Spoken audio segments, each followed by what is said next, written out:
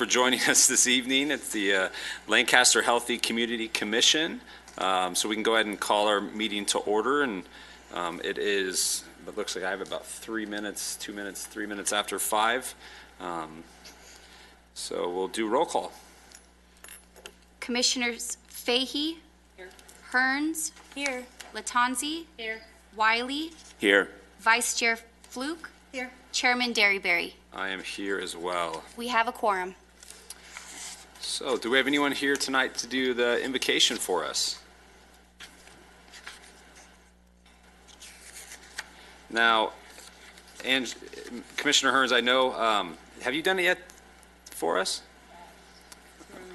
Yeah, we're only allowed to do it once per is it once or twice? I think it's twice. Twice. Well, then you're up again, if you don't mind. I'd love for you to do it then. And if everyone can remain standing, we'll do the pledge after the invocation. So, Father God, we are so grateful for this very day. Blessed us to see yet another day with health and strength in our sound minds. Lord, we don't take that for granted. We are so very grateful. Lord, I thank you for all who are present today. And I just pray that you would be in the midst of us, God, and help us to be a productive gathering, Lord, helping us to move forward towards some solutions that are going to help our community. And Lord, we'll just give you the praise in advance for the great things that you have done through us. Thank you for the opportunity to serve, Lord, and it's in the name of Jesus. Thank you, Lord. Amen. Remain standing. Face the flag. Repeat with me. I pledge allegiance to the flag of the United States of America and to the republic for which it stands, one nation, under God, indivisible, with liberty and justice for all.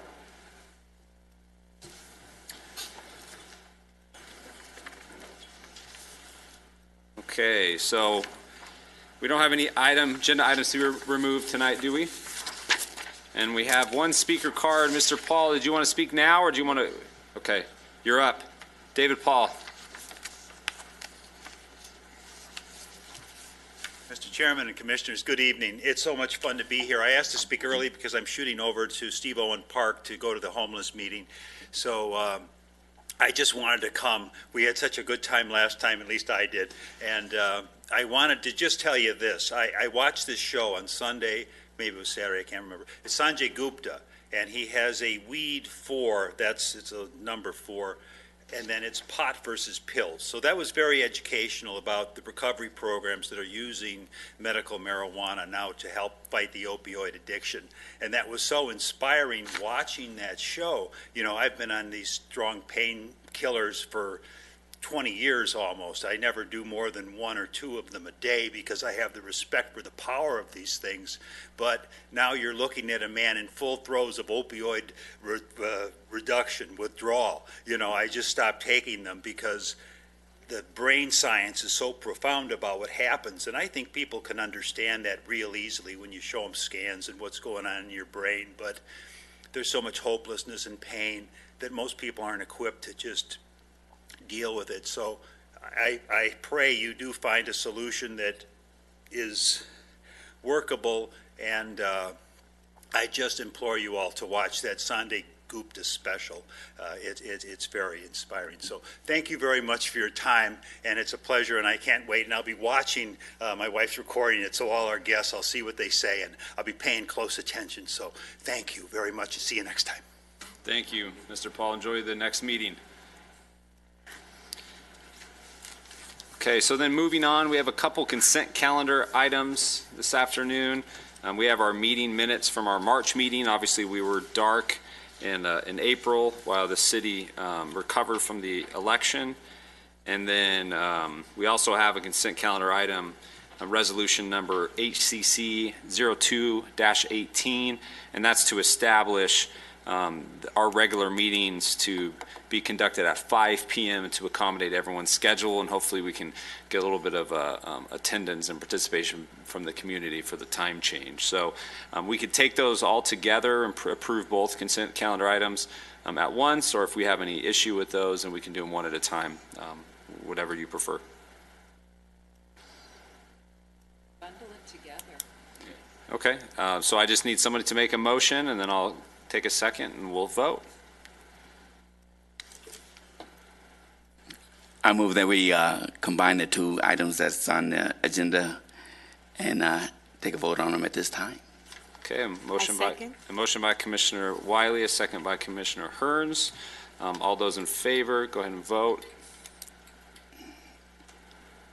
And both consent calendar items are approved. So although we are here today at 5, our regularly scheduled program will begin at 5, first Tuesday of every month from here on out.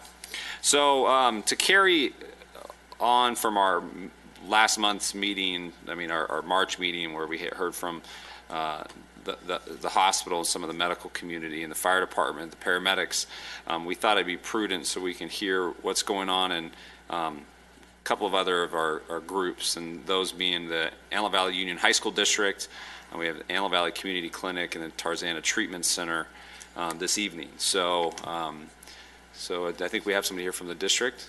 We have Matt Case. Welcome. Thank you. Good evening, Chairman and Commissioners. Appreciate your time.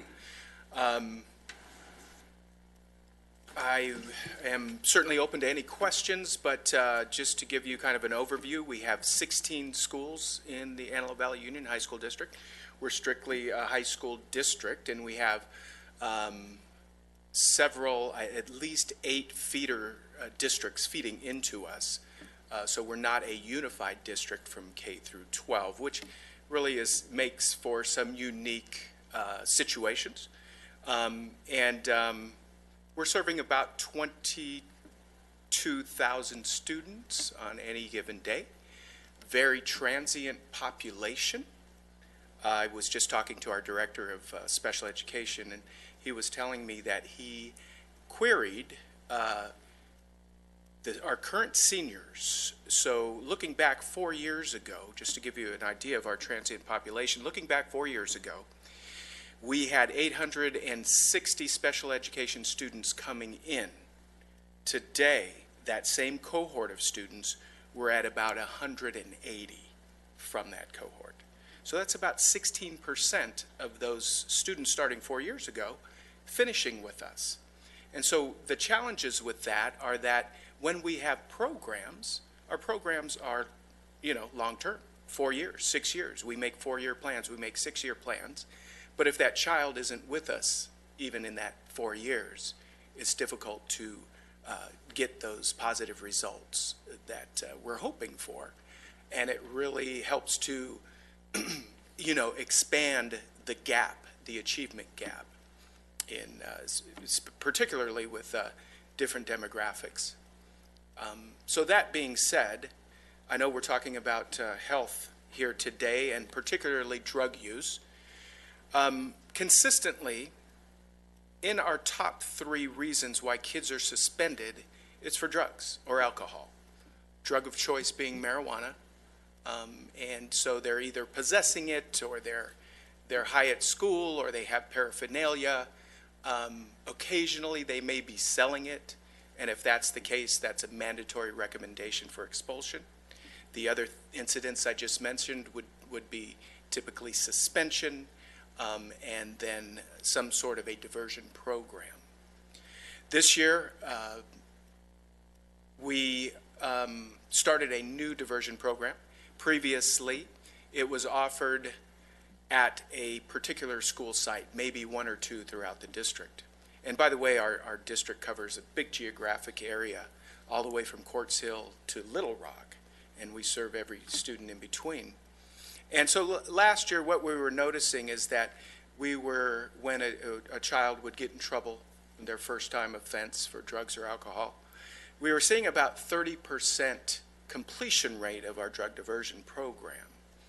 So with that being said, we took a look and were able to find counselors or security officers on our campuses to offer the program at each specific campus. Because of that, and transportation is an issue here in the Antelope Valley, and the fact that previous years these programs were offered on Saturdays.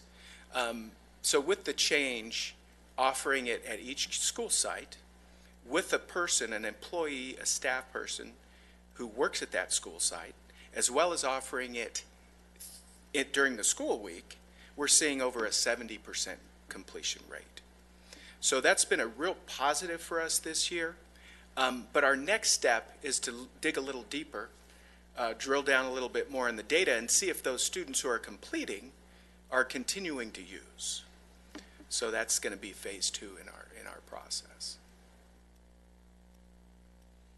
Any questions?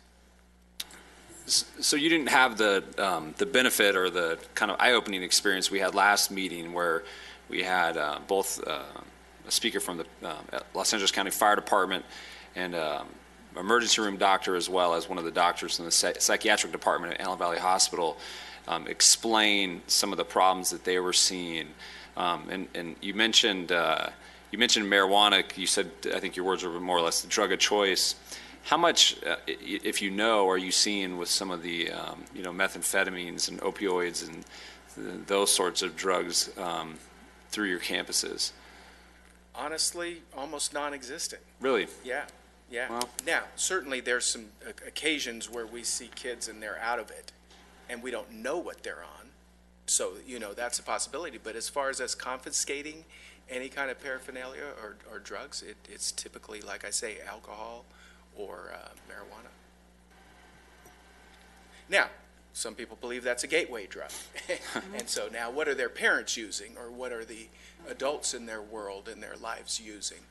And it is ironic, certainly not trying to make any statement for or against, or maybe I am, but it's ironic that this is such a big issue, but then we decide to legalize pot. And so we're really giving the kids mixed messages and double messages, I think, when it comes to telling them don't use, but family members can use legally, so it's a difficult task. Yes, ma'am. Agreed. Do you find that there is a connection with their drug use as well as emotional issues as well? Certainly, yes. And so big push in student services. I'm the director of behavior interventions, which is housed in the student support services department. And we are seeing a big need for social emotional learning. We're looking at SEL as being some curriculum that we want to bring on and have our counselors. We have 56 counselors in the district. They're school counselors and they're credentialed. And they work in 3 domains: academic domain, college career, and personal social. And so that personal social is the one that we really want to focus on, which includes mental health issues. Now, certainly they're not therapists and they can't diagnose, but they can certainly counsel and advise, and hopefully working with you, we'll be able to find out where all the resources are in the Antelope Valley. And as a matter of fact, we work as closely as we can, and we certainly want to build on that relationship with the Antelope Valley Partners for Health and Michelle's organization. Is there any thought of, I guess from the educational point of view, being that it is legal, which goes against the grain, but to educate the students there of, what's a better term? Maybe the proper use or no use of it. Responsible use? Responsible use, or not to have it at school. And then I guess the other thing is Sure. I think it's an oxymoron that I'm a kid in school, and if I really don't want to go to school, I do something bad, so I'm kicked out. So your drop rate is going to drop automatic. However, maybe keeping me here at the school and still educating me rather than kicking me out, as a deterrent. Absolutely, and all valid points. And so my background is in counseling, 15 years as a counselor in the district. And so I think we do make a mistake, Mr. Wiley, to your point, when we try to sensationalize the use of weed, marijuana. So we need to be very straightforward and honest about And understand, if you believe the statistics, that 40% of youth have used, and a smaller percent are actually using regularly, then we need to be really honest about the reasons you don't want to use. And so it has to be relevant to them. At this age, using weed or whatever else they're using, alcohol, it's pretty fun. You know, at this point, there's not many consequences. They still have a home to go to. Their parents and many, still love them and support them. They don't have a job that they're going to lose. They can fake it for a day in school and not feel like they're suffering very many consequences. So it is very challenging when you're talking about how it really negatively impacts them. So when we do get on our high horse and talk about, these very sensational things about using marijuana, they're not listening. They tune out. So we really need to find a real creative way to reach them.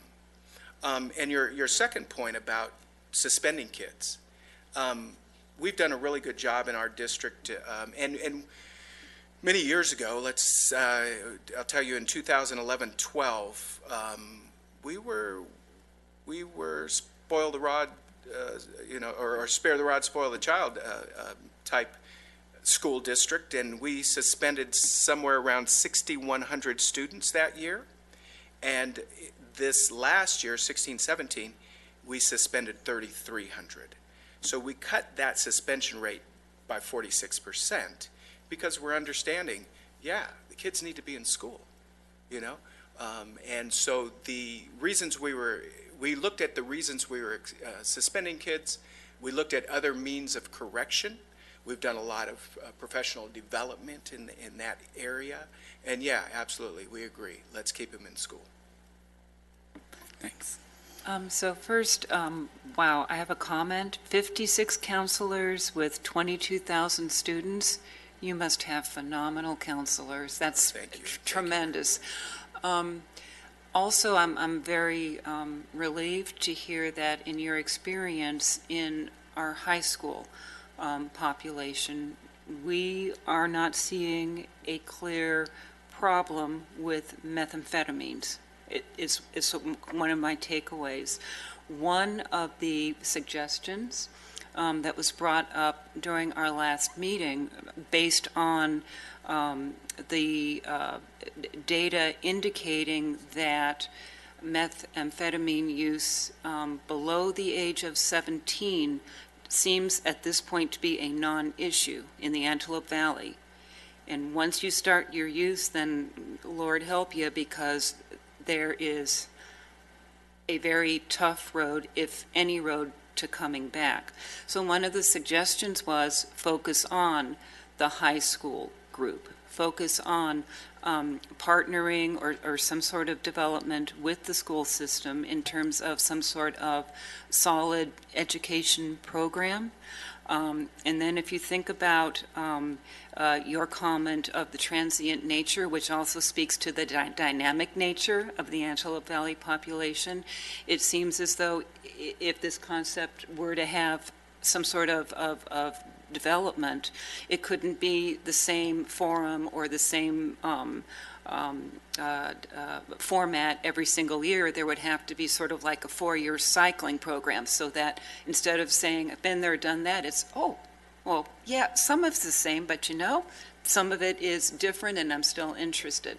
And just general comments, and I don't know if you might have some thing to share based on my babbling. No, very clear. And we would welcome a partnership and help. As a matter of fact, I was hoping that this would lead to something like that, because we can't do it alone. It's going to take all of us to really nip this in the bud. And I think that the sooner that we can catch the young people, the better off that they're going to be. Statistically, you read all the statistics, and if we can keep a kid off of any kind of drugs or alcohol until they're 21, the chances of them becoming addicted and that ruining their lives is much drastically lower. So absolutely, we would be more than welcome to partner, to work with in any way that we can. I have a question. A million years ago, and early in my career, I worked at juvenile hall.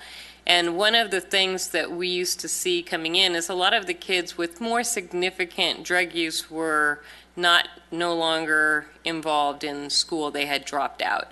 And I know that completion rates in our local high school district are getting better, but they definitely need some assistance. So I think that my question is, how do you reach out to those students who have disconnected from school that might be having drug problems? Because those are the ones that you're probably seeing at a young age graduate into opioid or methamphetamine use, are kids who start using drugs younger and have maybe a fairly long history of suspension and trouble at school before they finally disconnect with the school and go on to be that 17-year-old that you're seeing in the emergency room. So I'm not sure what's done to outreach to children who have stopped going to school at 15 or 16 years old, but I know it's been an issue up here, and I'm sure that even though our completion rates have gotten better, it's probably still an issue. So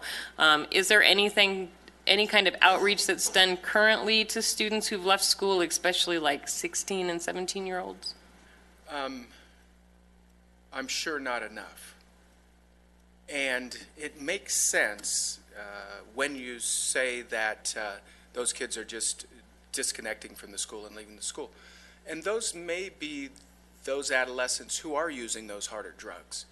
If I'm using meth or opiates, I'm probably not coming to school. Great.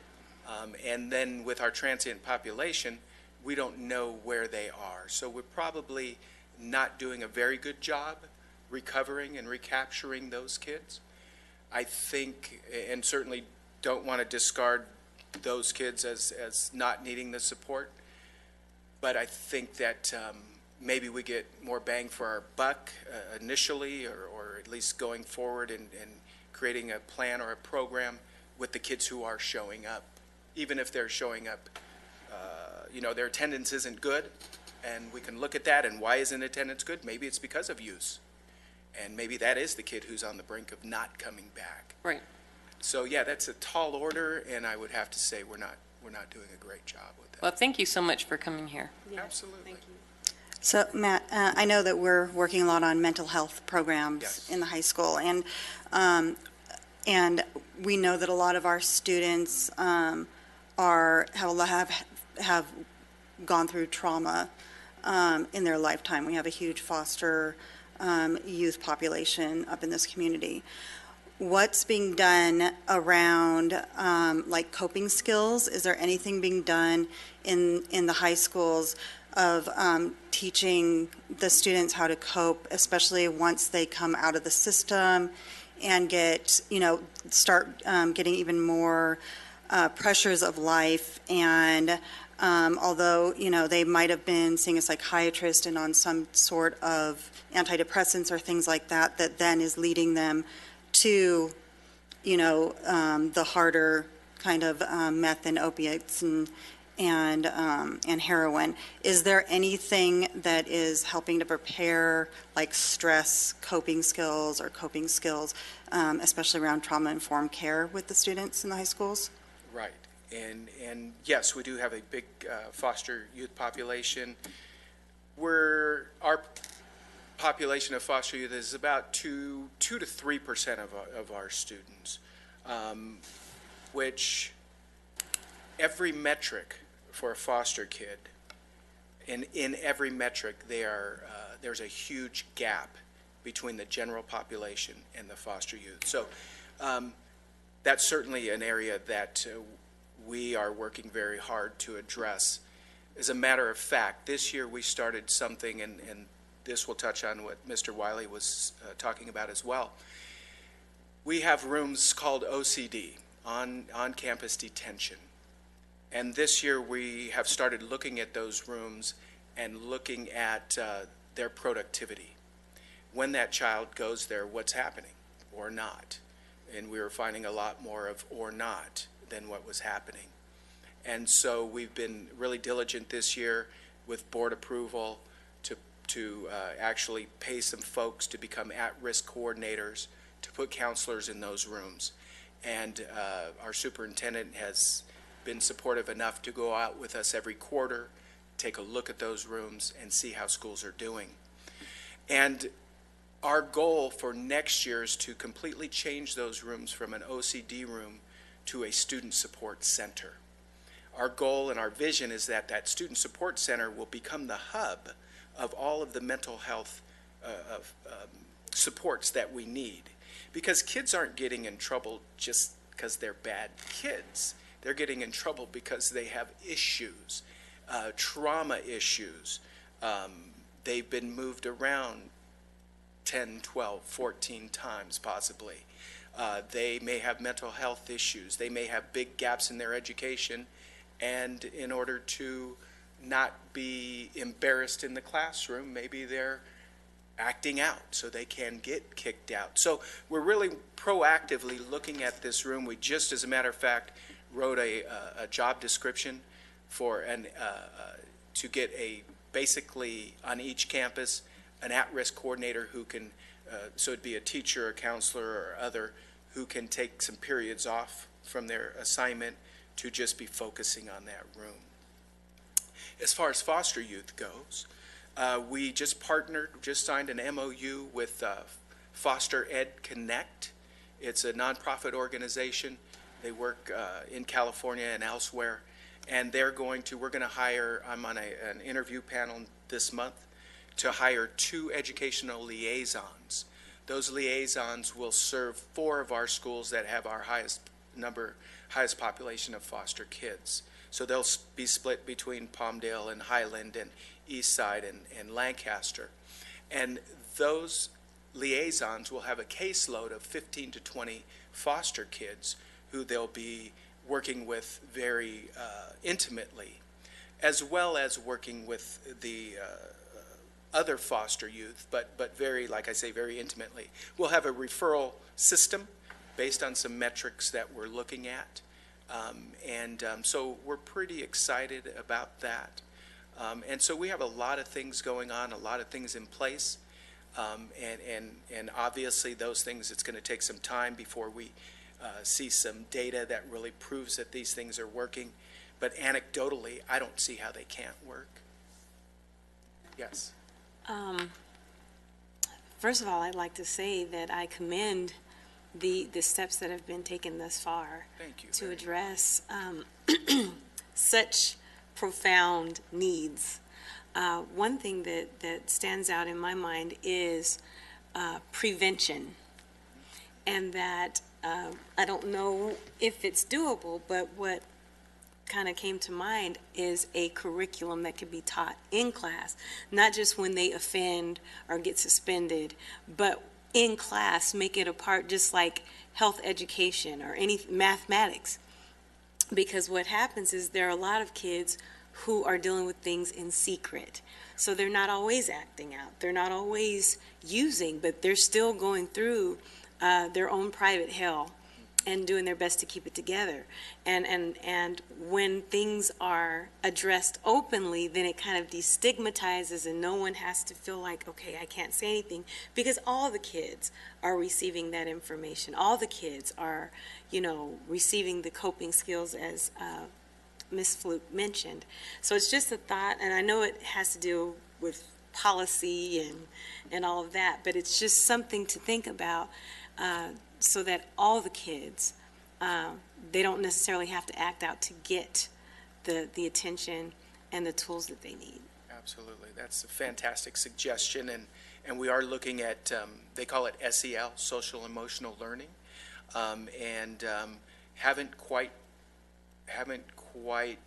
developed the plan completely, but we are on that page for sure. Thank you. So one of the other incidences that the hospital seemed to find was very prevalent in the Antelope Valley is is the use of, and Commissioner Fluke alluded to this, is the antidepressants, the Quaaludes, those drugs, the mood enhancers, in a way. Does the district see anything coming from those sorts of prescription drugs or things like that? Any complaints or any incidences that come through your department related to that? No, sir. I have one other question, and that's just, we're the Lancaster Healthy Community Commission. Yes, that's a And mouthful. that's a mouthful. But any actions or forward motion will impact not just Lancaster, but the Antelope Valley and beyond. If you were to focus just on the schools in Lancaster, okay, what are your thoughts of health issues in the Lancaster schools that you would identify as being top issues and then lower issues? I'm just wondering for food for thought. Sure. Top issue is mental health support. We, at schools, our responsibility now is so much more broad than when some of us started many years ago. We were teaching our disciplines and our subject materials and reading and writing and math, and the students, unless they're socially, emotionally ready to learn, and that trauma is addressed, we're not going to be able to teach them. And so mental health is something that we've been kicking around for years and haven't been able to really figure it out. We are kind of forgotten up here in the Antelope Valley. We have the psychiatric mobile response team that we have to use occasionally when we do suicide risk assessments. And often we're left hanging. Often we have to call the sheriff because they can't find a bed for us. And there's no beds up here. So we're playing second fiddle to everyone else who down below who called PMRT already. And so we always struggle with getting our kids the mental health support that they need. Absolutely.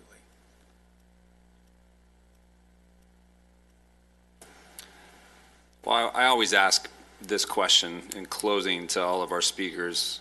I know this is probably an extremely loaded question to ask you, but what can we do as a city to help you, in this pointed issue? I know, obviously, Commissioner Fahey discussed, how maybe, what other issues you were having. You brought up the mental health, but what can we do as it relates to the drug epidemic that we're having here in the Antelope Valley? What can we do to help you?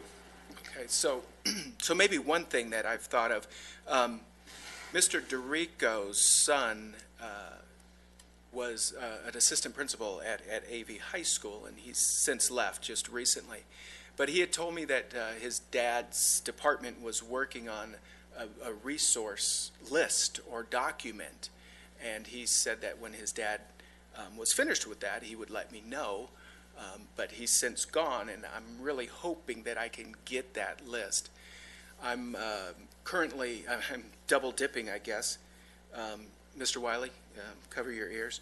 I'm teaching a couple classes at AV College, and in one of my classes, I'm having them do a project that's going to help me support what I'm doing at the high school district, and I'm having them do a community resource report. So they're going out to the various organizations, nonprofits, and asking a series of interview questions about those different organizations. What I'm trying to do is compile that list and have a very comprehensive list, at least, that we can have for families. Now, a list is not enough. We almost have to drive them to the facility and follow up that way. We're not very good in a lot of areas, and I think I'm not just speaking about school districts, but the postvention piece always seems to be lacking. We solve the problem or we address it and we're proud of ourselves, but we don't follow up to see how that person, and in my case, how that child is doing. And so I think you inviting us, or me here tonight, as the district here tonight, is a huge step, helping everybody to understand what the issue is. And if we can reach these kids at a young age, I think going forward, we're going to see a lot of benefit. So that list would be fantastic. Another thing I think is to continue the communication. Historically, I know with our professional development, and we do a lot of it at school districts, we go and we participate in a professional development, and we feel great about it. We walk out of there, we're talking about it, we're excited. But once again, a week or two later, what have we done with what we've learned? And so I hope that this meeting isn't the first and last meeting, but maybe one of many, or going forward, that, like Commissioner Fahey said, we can partner and do something really significant. Well, I've always believed it starts with the youth, so, so that's why it's so important that you're here today. Well, we thank you for coming. Absolutely, thank you. I think we all agree, and we all think the district, you guys have a lot of hard work to do, and you do a great job. So thank you. Appreciate it. Thanks for coming. Absolutely. So next up, I believe we have somebody from the Antelope Valley Community Clinic. And I hope it's John Mead? It is John. Okay. Come on down. So good evening to the chairman, the vice chair, commissioner, and housing director, and what's that, deputy city clerk. I want to say good evening to everyone. So I'm here representing Antelope Valley Community Clinic, and I'm currently the program director for our substance use detox center that is in the process of opening and receiving clients for business. And so one of the reasons the clinic has been providing medical service and mental health services here in Antelope Valley for approximately, I think, about 15 years now. And so the motivation to move into substance use treatment sort of occurred because there seemed to be a void, not a huge void, but there appeared to be a void in providing detox services for individuals that had particularly opioid use disorders. And so I looked for statistics up here, and they were hard to come by, honestly. And I couldn't find any really hard statistics, here in the Antelope Valley for opioid use disorder or even methamphetamine use. And I could, in the country, what we're looking at now, I know everyone's heard about the opioid crisis or the epidemic, and, there's, in mid-America, there's about a 30 to 40% increase in overdose deaths from last year up until this year. Looking specifically at Ohio and Minnesota, those numbers are up 70%. So that's a huge issue. I couldn't find any numbers. I found some numbers for California, which aren't as large as in mid-America and the eastern seaboard, but they're pretty significant here in California, too. I couldn't find any numbers for the Antelope Valley. However, anecdotally, I currently work, this is Dr. Smith. He works in pain management and medication assistant treatment at Antelope Valley Clinic. And we see, I guess, about 15 patients a day that are followed, particularly for pain management. And and this is just an estimate, it's not a hard number, but it's approximately 20%, maybe upwards to 30% of the individuals that we treat in pain management also have a substance use disorder. And it's not specifically opioid use disorder. Other drugs are involved also.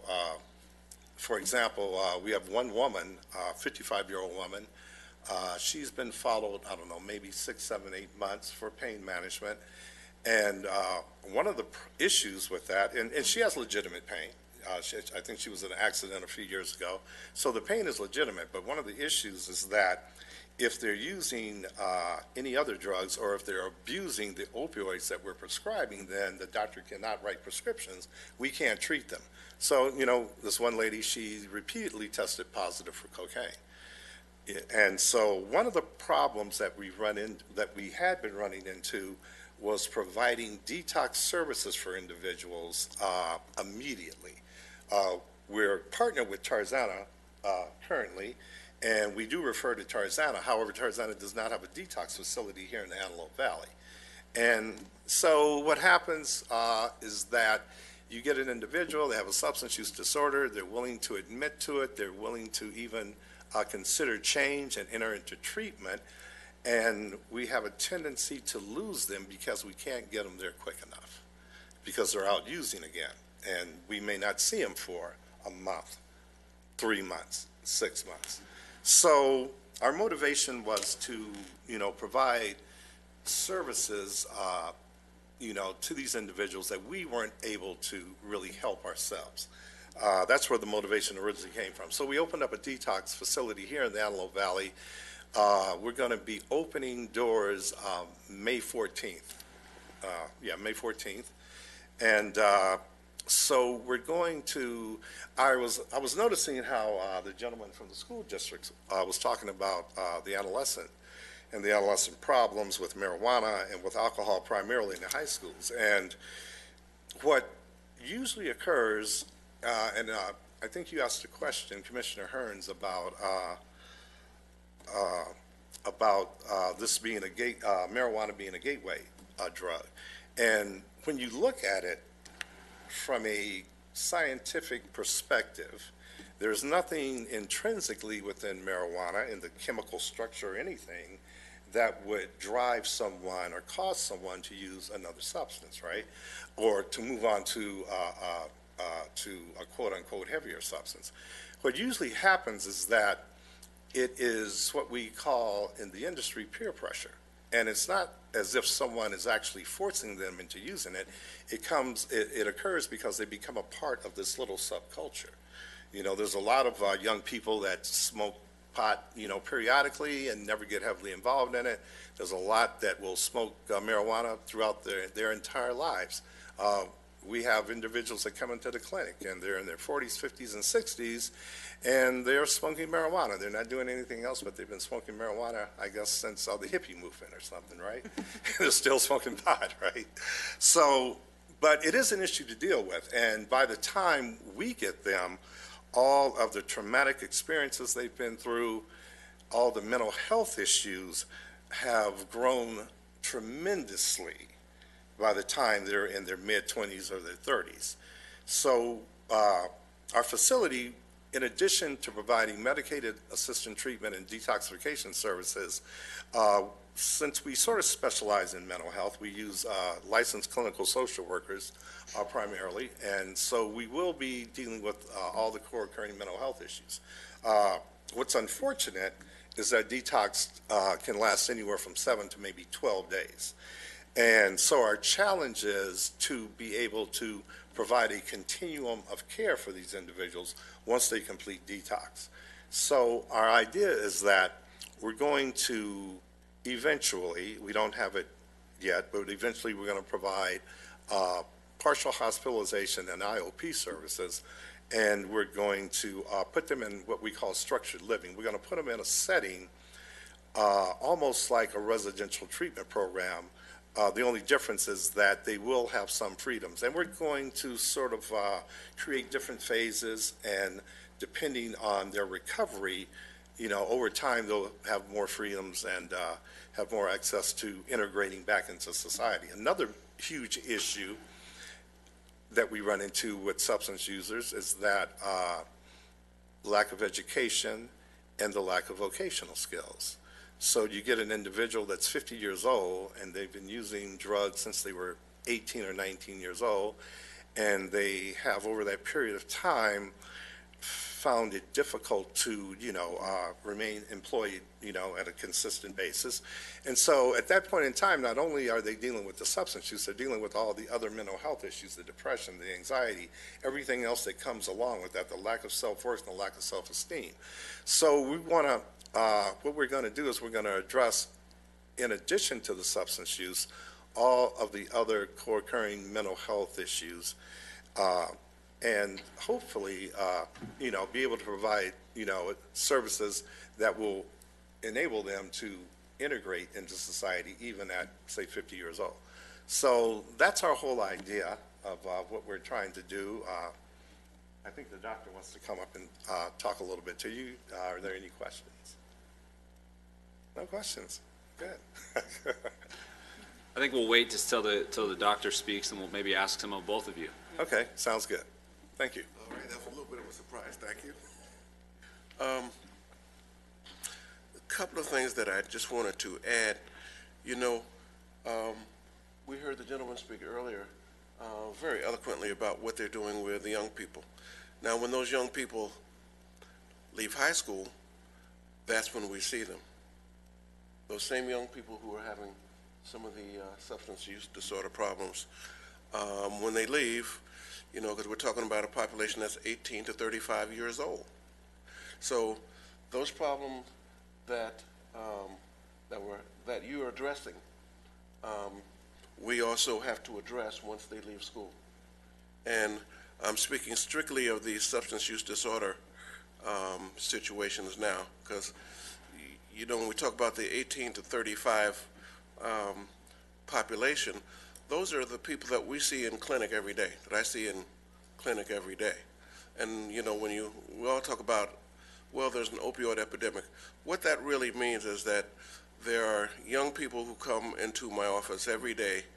Actually, 30% of a medical practice are patients that have substance use disorders. 30% of the people that you see. And the challenge now is to pick up on those 30%. That's what the challenge to physicians right now, to pick up on those 30% so they can be treated. Because most of the time, those are people who go untreated. And they get by, but they go untreated. And if you can get them into a situation, if you can access them treatment, they can do very well. I was listening to something that Commissioner Fahey said a while ago when the gentleman was talking, and when they were talking about methamphetamines, and you were saying, once they get started down that road, it's hard to get them back, if you can get them back. You can get them back. We see people every day who are on methamphetamines who are asking for help, which is the big thing. They're coming in saying, can you help me? I don't want to do this anymore. What can you do to help me? And that's why, we have built into our system when patients are at Lope Valley Community Clinic, we have counselors who are attuned to picking up that 30%.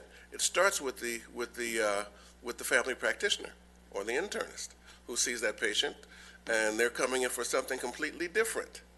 They're not coming in for the fact that, they're doing a little something on the outside. That's not what they're being seen for. They're being seen for this pain or that pain, but when you question them adequately and these things start to come out, then what happens at AVCC is then our case managers are called in, and they will come in and talk with that person and really kind of get into it, then gives that person a chance to really open up. And then what happens is, you'll find that, they'll say, well, what do I do? How can I have this problem, and it's affecting my, the fact that I'm using alcohol is affecting my job, it's affecting my marriage, what can I do? And so that's the resource we're trying, that we have now in place, actually. We have office-based opioid treatment, we have office-based treatment, and now we have added, detox. So when I have someone in the office who, there are certain substance use problems that you can treat in an office. There are people who have heroin addictions that you can do office-based opioid treatment, what we call OBOT, and you can treat them adequately and you can put them on appropriate medications. But if there are multiple drugs involved or there are other medical problems that are involved and you don't feel comfortable about doing it in the office, now I can actually put that person in detox in our own unit, get all the medications out, and then start from square one about how we want to approach it. We didn't have that option before. So that's what we've created, which will be open, in another week or two.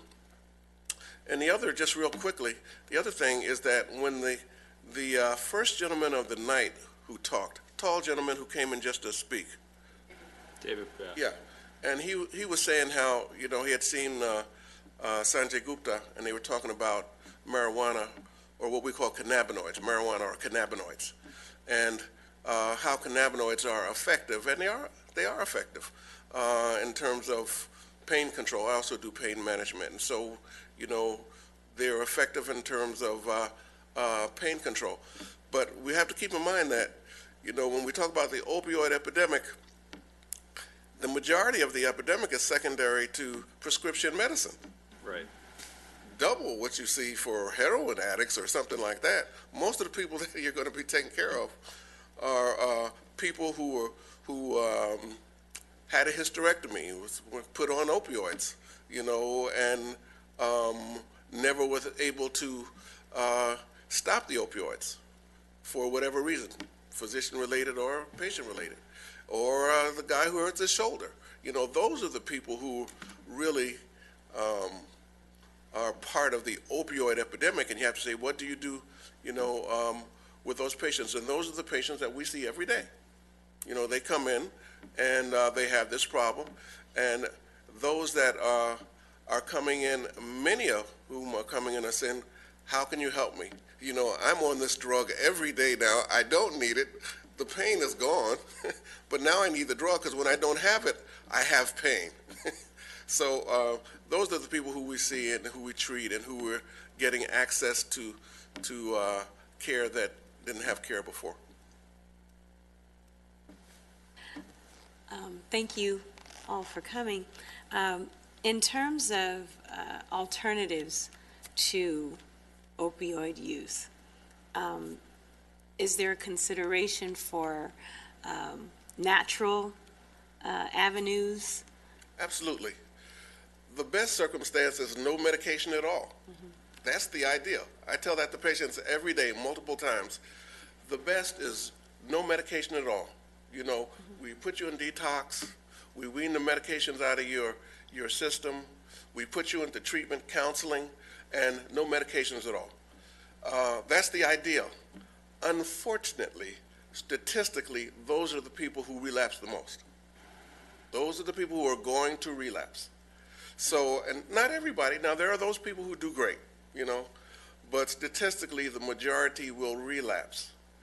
And statistically, if you have them on medically assisted treatment, you put them on meds, then the relapse rate falls tremendously. So that's why I say, yeah, ideally it would be nothing, but I also know that in a lot of cases that's not going to work. I got a question for you. I guess it's the why. Like if you have surgery, I'm one of those guys. I had sold my rotator cuff, but I don't like medicine and I don't like pills, and they gave them to me. And when I took them one time for the pain, and the pain was really bad, it made me sick, so I didn't take them anymore. I just suffered the pain. So I guess my thought is maybe if we give training or we give education at the upfront end, because I don't, it's kind of hard for me to see it out in this. I mean, if you give me the medicine and I take them, then now you want me to get off. It's kind of like with the marijuana. We make it legal, so now you're going to smoke it, and because you're telling me it's legal, I'm going to do it. And I say maybe the training with the doctors, or when you go to surgery, or I mean that's a small portion, but perhaps maybe that's an avenue we need to go to, because you're causing me to do something, and I don't know why somebody would like to do drugs. That's been I don't know. It's never been me, but that's me. But maybe we should find, get some educational methods that we can educate the people, you're going to go to the surgery, you're going to have this pain, and we're going to wait 10 days, I guess, maybe before you give you, even authorize the pain medicine because, maybe you can endure for a moment. Because, I don't know, here's the thing about that, though, because you have to look at this two different ways. Yes. First off, opioids are very safe if used the right way. True. They're for acute, short-term True. usage. Post-op, rotator cuff surgery, that's a very painful surgery. It is. And I can keep you on that medicine a couple of weeks and take you off the medicine, no problem. Then after that, you'll be on some Tylenol or some Advil. That's no problem. That's the way they're supposed to be used. It's Right. just not the way It's used. or has been used in the past. Doctors are getting very diligent about using it that way. The second thing about that is that, there are certain techniques now that surgeons are using so that patients will have less post-op pain. Okay. And thirdly is, I was listening very carefully at what you're saying that, maybe, if you tell them ahead of time, you're going to have this pain, you're just going to gut it out. Most people are not going to do that. Plus, ethically, as a physician, you got to say, this person has pain, and I can do something about it, so they don't have to suffer during that time period. And if I can do that safely, I should do that. Right. So you have to, it's always, all this stuff It's is a balance. All this stuff is a balance. Clinically or medically, you cannot predict which individual is more prone to becoming dependent on the medication than the other, right? There's no way to tell that. They don't have any way to determine that right now. The brain science is out there. They understand addiction. They understand the process of addiction, but they still do not really know why one person, you give me pain medication, and, I go on a 20-year addictive cycle, and you give this gentleman, and he uses 2 weeks, pain's over, and he's through, right? So there's no way to really know that at this point. Okay. The best way to treat pain currently is with opioids. So it's sort of, It's the most effective that we have. yeah. However, there's a lot of research right now on cannabinoids, which affect different receptors than the opioids do, and can be very effective. And that's why, again, a lot of this is, what's coming down the line right now for severe and especially chronic ongoing pain are going to be more users of cannabinoids in the future. It's marijuana, but it's not marijuana, but it's Okay. we call them cannabinoids. Now, Same molecule, but works in the same place.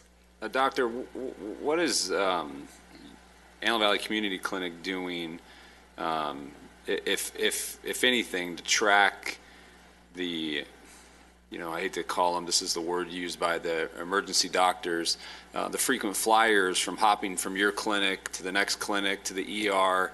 I mean, we heard what the ER is doing to track that. I think Dan Payne was a gentleman that works in the ER, and he came up with a program that they follow. What is AVCC doing to track what its patients are maybe doing with respect to that frequent flying? Or Oh, that's a good question. There are certain protocols that we follow in MAT and in pain management. And part of those protocols are that every patient that I see that I'm treating with a substance use disorder or with pain management, every time I see them, they're drug screened, first off. So I can pick up on any other medicines they're on. And then we pull what's called a cures report on everybody. So I can see if that person has gotten any other medication from any other doctor, including the emergency room. So, and part of the contract that they sign is that you'll only get medication from me or from the pain management program. You cannot go from person to person. You can't go from pharmacy to pharmacy. And, actually one of the discussions we have with the emergency room docs is that, please, if we have somebody on pain management, don't prescribe them stuff, call us, let us know. Don't automatically prescribe them an opioid, because we might be working something with their opioids already. So that's why I say, between drug screening and between what we call our cures report, we know very well what's in that person's system every time we see them and where they're getting it from. Fantastic. I had one question, Doctor, and thank you for being here, and just, wow, what a wealth of knowledge and experience. And I imagine many of your patients are truly, truly grateful. You help them and you help their families. It's very gratifying. Thank you. It is very, very gratifying. It really is. So just if you think back, say, the past 5 years, and if you think about the patients and the families with whom you've interacted who have had involvement with methamphetamine, are you seeing, I'm sort of wondering, what's the age that you happen to see people Young with people, this? 18 to 35. Okay. These are young people, and there's a lot of met in this community. And- you know, there is a lot of met in this community. And then are you seeing over, say, the past 5 years, steady state? Are your numbers going like this, or? I can't count for 5 years because I've only been out here about 2 years. 2 years Okay. then. So I can't count for 5 years. But what I can say is that what I have seen over the last year is I don't see a big drop in it right now. I don't see a big drop. A lot of our young people are coming in, and one of the things you get on that drug screen is they have meth in their system. And then and when they have meth in their system and other drugs, then a lot of times we'll actually have to put them in detox, because there are more than one drug and you're getting more than one drug out of their system. And to do it safely, a lot of times you don't do that in the office. You actually pick your spot, whether it be meth or whether it be heroin or whatever it is, so that it's always safe, as safe as we can make it anyway. Any other questions? Anything else? Well, I'll ask you two gentlemen the same thing I asked Mr. Case from the district. And maybe your question is that the city of Lancaster is the best city on earth and we're doing everything perfect, which is fine. You can tell us that too. But from what you see in your clinic as it relates to these issues that we brought forth today, what can the city do? Open lines of communication. Keep the lines of communication back and forth. We're going to continue to expand our services.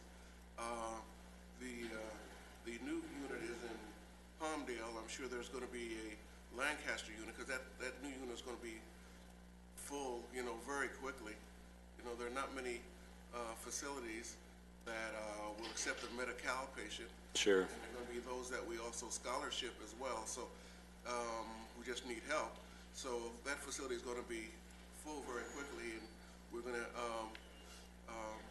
I'm sure there'll be another facility probably in Lancaster in not too long a time. So keeping the lines of communication open, helping us, reach those goals of treating those patients and really affecting what's happening in this community. That's all. So I actually have just two follow-up questions, maybe. The first one is what is going to be the capacity right at out the gate with this program? 6 beds to begin with, and we'll expand it to probably about 8 beds. Okay. And are you going to be working with the psychiatric unit at the hospital with those patients coming out with their long list of diagnoses they've had after multiple admissions and all of that, and working with them on those prescriptions as well as the substance abuse disorders? Yes, but I'm going to put a proviso on that. We've had conversations with the hospital, as a matter of fact. And yes, we will be working with them. And if the patient is appropriate for our facility, then we'll put that person, in our facility. And so they will be evaluated prior to admission to our facility to see if it's appropriate.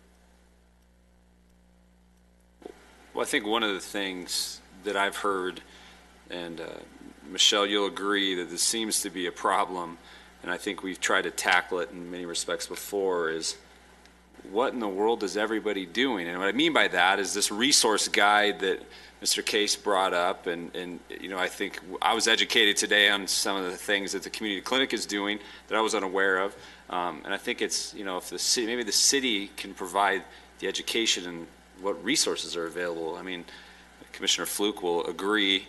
We were on our previous commission for many years, and we worked and thought and spent a lot of time trying to figure out how we can put together this resource guide. So I don't know, something to think about.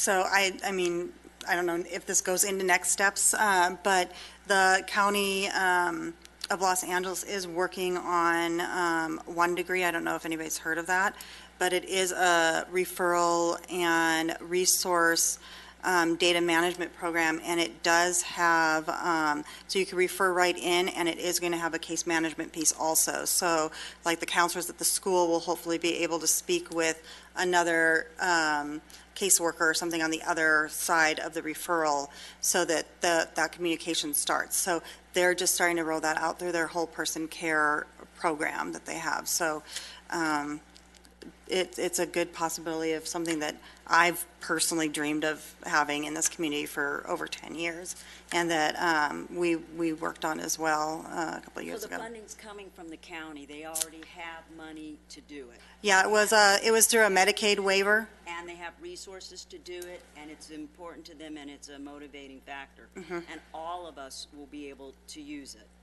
Hopefully, yes. Yes. So it is in the works. It's in the works. What's it called again? Excuse me. It's called 1 Degree. So you could go on right now, and there's already resources and things in there. It's just going out in phases. So just like any other resource guide or program, it's up to who's ever putting in the information to make sure that the information's in there correctly and updating it and things like that. So they're working on processes of how. Yeah, to make because it I've work the gone best. online and been able to find all of the counseling that's available here in the Antelope Valley for different populations, which I was very surprised at how many organizations are here in place. A lot of them come from down below to come up here and provide the services, and they're small, but there's a lot of them. So by them being able to put everybody into one place and people being able to utilize it will help everybody know what's going on in their community, because I don't think they do. No. And the problem is a lot of the programs there's a lot of programs, but there's also requirements for the programs. So people go through several assessments at every single organization. So some type of universal assessment form or something would be really helpful, because a lot of it's very sensitive information they're giving, and then, they go to 5 different agencies and either they don't qualify for that program or they get put on a waiting list of some sort or something. So it's that time period too of their detox, but now what thing before they, relapse. Really important. Well, again, gentlemen, thank you. Thank you to the community clinic. And I think, and then last up, we have Tarzana Treatment Center here to tell us what they're doing. They were here last time voluntarily and were very helpful and got all of our brains working. So thank you again. We really like to be involved in the city. So my name is Ruth Morales. I'm the program coordinator for the SAPC grant. And I'm Sarah May. I'm a health educator. So Tarzana is known for all the treatment services that we provide, but a lot of people don't know about the prevention side that we offer in the community. And our focus is reducing access of alcohol and other drugs to youth. We hold a coalition at Tarzana bi-monthly that focuses on those key points. I have a couple key points that I would like to address. For alcohol, we focus on the alcohol density, so looking at the environmental aspect of youth accessibility. Marijuana, we're part of a Rethink Access to Marijuana, where we meet with other providers in the county. And we talk about different issues around marijuana, like vaping and edibles. And then the prescription drugs, we focus on the safety disposal. Like the Saturday was Take Back Day.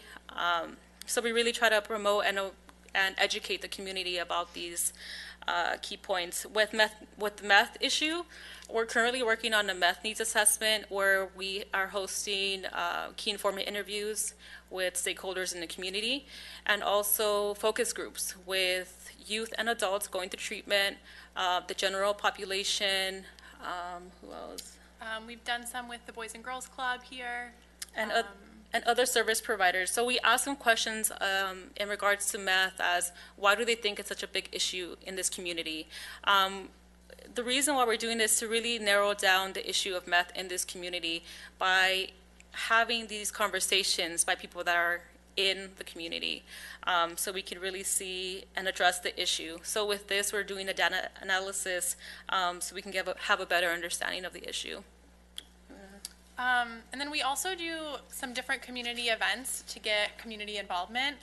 We've done different panel discussions where we've had professionals come in and speak on youth's access to drugs and alcohol and how we can prevent that, as well as the science behind addiction and how drugs and alcohol really affect youth's brain development and their body development as well. So we've had doctors, pharmacists, we've also had youth in recovery, different counselors have come and spoke. And we also have an upcoming one in May, actually. So May is Mental Health Awareness Month, and it's also Prevention Week.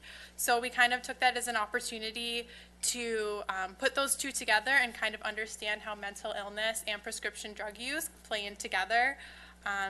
We really want to normalize mental health care and promote mental health and well-being.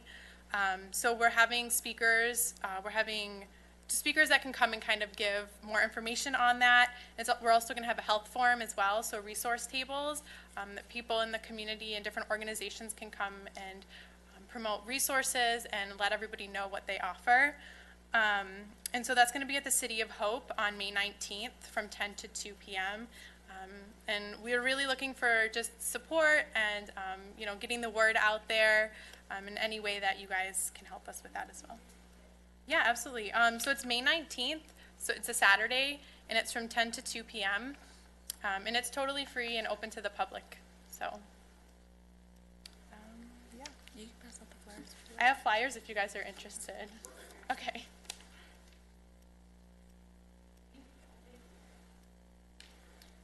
Now, do you guys have any questions for us? So do you guys know each other, Mr. Case, these ladies? No. Sounds like there'd be a great opportunity for a partnership there between the district and Tarzana. So hopefully you guys, as far as us making some connections today, I hope that the three organizations have an opportunity to work together to the extent we can. So thank you for your presentation.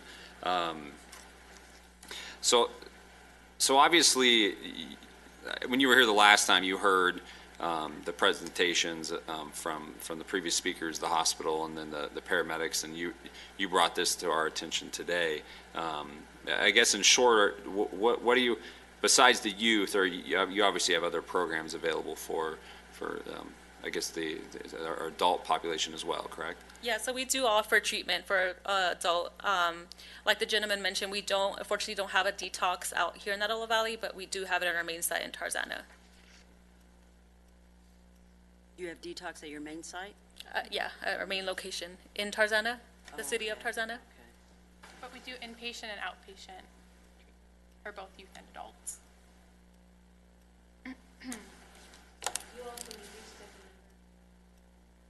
Yes, Yep. that's my extension. And I think kind of piggybacking off the question that you asked, what the city can do or how can the city support, I think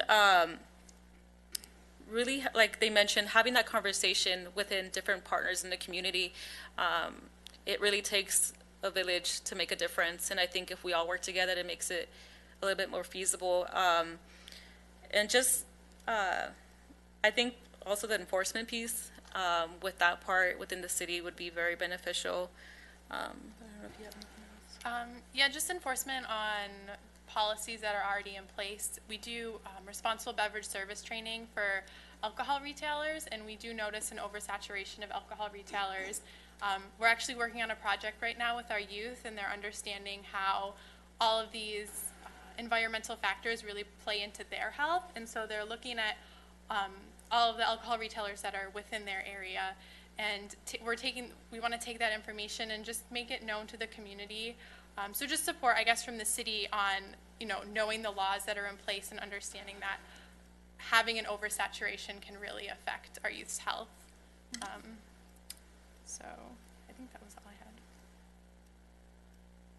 Thank you, ladies. Thank you.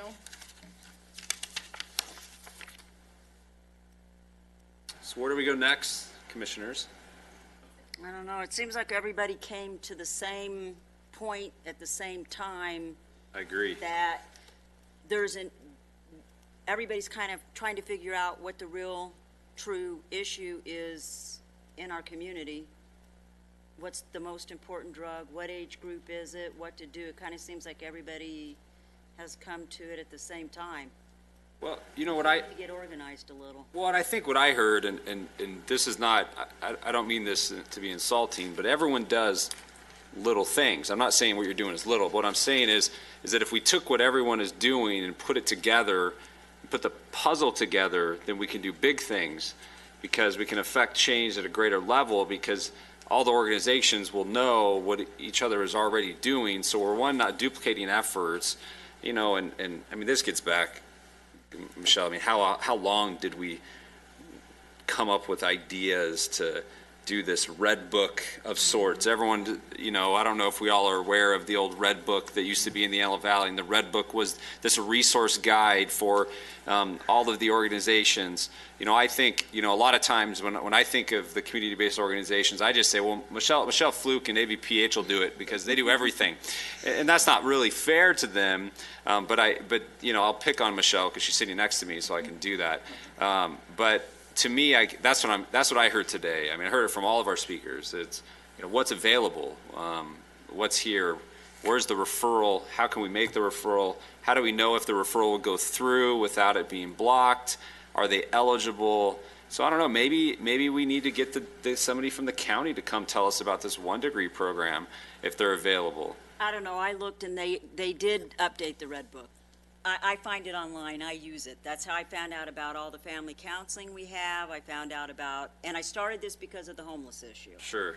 So maybe it's upon everybody to do not the red book or the whatever. Everybody has to get together. It's about a community coming together to communicate with one another.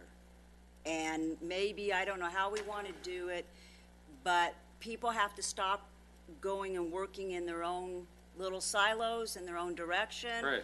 And they all have to come together as a community. So maybe it's incumbent upon us to start reaching out to people and reaching out as a community and getting a lot more people involved to know what everybody's doing.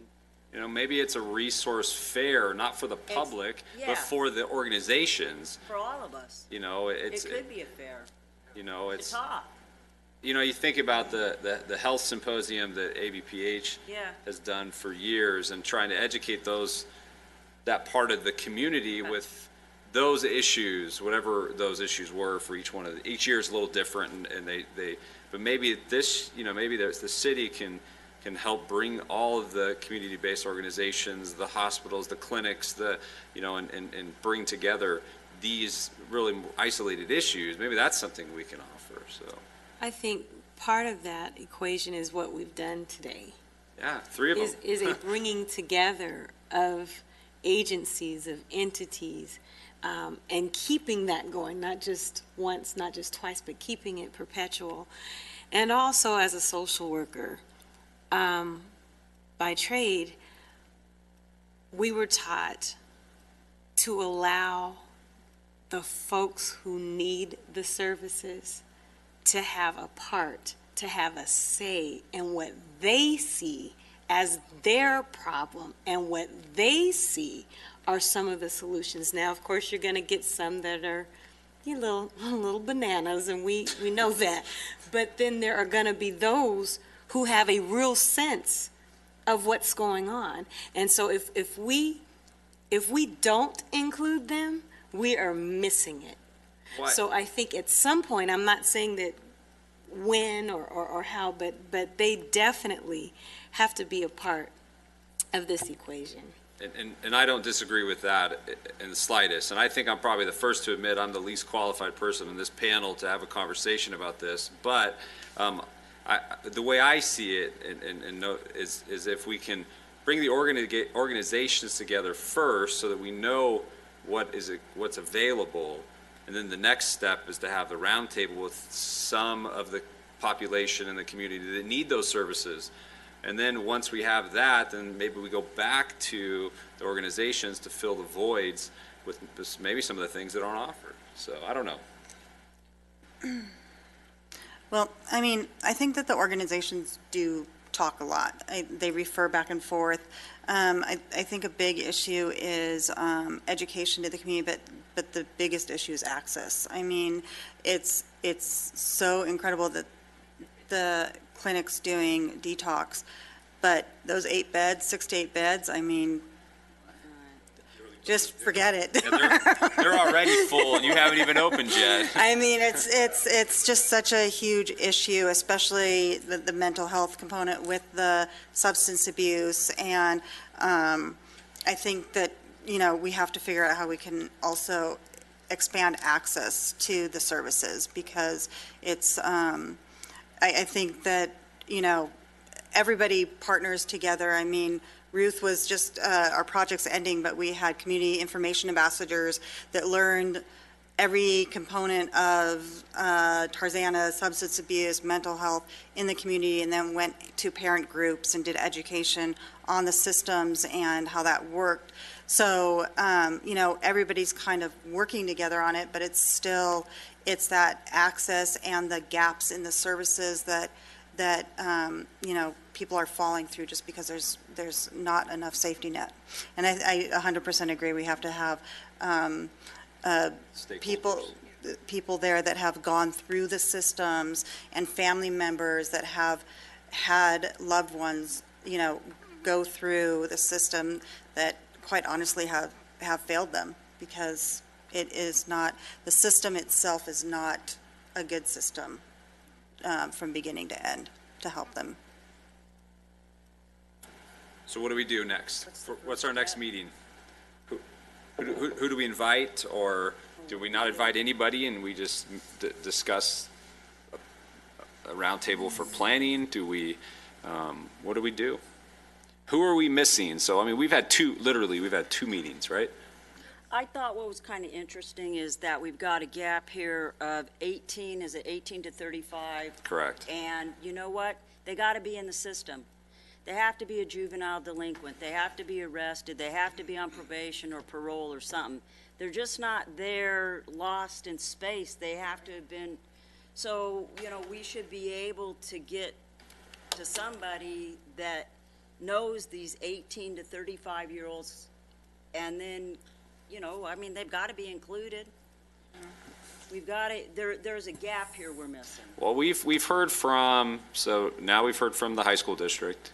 Correct. We've heard from the paramedics and the fire department. We've heard from the hospital's representatives. We've heard from community clinic, AV Community Clinic. We've heard from Tarzana. We haven't heard from the sheriff's department. Or mental health. Or probation. Or probation. And also the county. I was just at a meeting yesterday, and their substance abuse program that they do through the county, they did a really great presentation. So I think that if they could. What is it, LA County? Yeah, it's LA County, and it's their substance use treatment services. So would it be I have his incumbent upon contact. us to do probation, parole? The Los Angeles County Sheriff at this point in time is hooking and booking, and then they're getting released. Oh, that's true. So what are they going to offer? Right now, that's what they're doing. Right. So what we need to look at is you've got probation, which they're supposed to be helping them do something or provide some kind of services. So is parole. And then you've got your Los Angeles substance. So that's your 18 through 35. That's a gap right there. That nobody's. Well, let's reach out to those three organizations to see I'm if probation, She's so I can probation. speak. Come on in. Okay, so I'll come back. But what I can say quickly is the fact that we ourselves, we don't provide treatment. So we are in need of those same red books and 1 degrees and all that thing, because we refer out. Okay. What we are the liaison between the courts and our clients.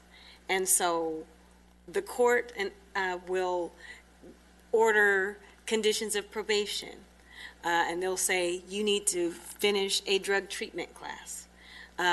And so we are the ones, we are kind of the enforcers or the encouragers or whatever our frame of reference is to make sure that they are going to their classes. If they go, great. If they don't, okay, it's a violation, so you go back to court. And that's kind of how that works. We are the middle ground between the courts and our clients. So we need those same resources to adequately serve our clientele. So I think at our last meeting, we had mentioned addressing or reaching out to the drug court. Right, So yes. that might be, Drug court? yeah, and that's Judge Christopher Estes. And that might be, Oh, I love Judge Estes. yeah. Okay. He's one of my favorites. Okay. So how about the drug court and the Los Angeles substance? And then we'll hold on probation since they're the enforcer of what the court does. And I'm sure parole is the same idea. Okay, let's try that. Let's try those two. So I think this is really productive. Yes, Mr. Mead. Yeah, I got one that you might want to add, and that's Mental Health America. Have you guys heard of, yeah, because they do a lot of work with severe mental health issues, and they also have, I think they just begun a substance abuse treatment component. Okay. So yeah, I'm sure Judy Okay. Cooperberg will help us. Yeah, for sure. So Okay. yeah, no, Those three. yeah, that'll work. Okay. Well, thank you. Thank you all for coming. Does anybody have any comments? Anything upcoming that you want? I just want to let you know I will not be here in June. I'll be in Arizona because my daughter's having a baby. Congratulations. And the baby's due on June 3rd. So I know I'll be in Arizona for at least 2 weeks. So I won't be here. Good for you. But I That's- will definitely record it and watch it when I get back. It's definitely a reason to miss. Yes. Okay. Well, we will go ahead and adjourn then. It's looks like 6:28 or so. Thank you all.